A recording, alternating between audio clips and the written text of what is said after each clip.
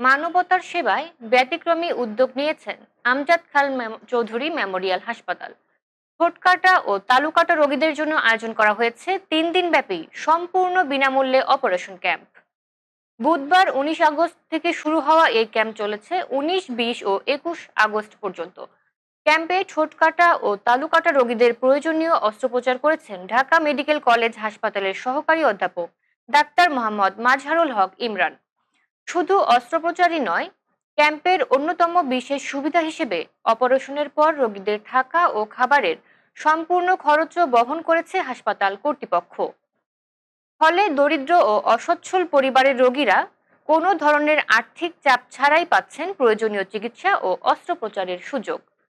চিকিৎসকদের মতে, ঠোঁটকাটা ও তালুকাটা সমস্যা শুধু শারীরিক অক্ষমতা নয়, অনেক সময় এটি শিশুদের আত্মবিশ্বাস ও সামাজিক জীবনেও প্রভাব ফেলে। এই ধরনের বিনামূল্যের চিকিৎসা ক্যাম্প সুবিধাবঞ্চিত রোগীদের স্বাভাবিক জীবনে ফেরার পথ সহজ করে তুলেছে।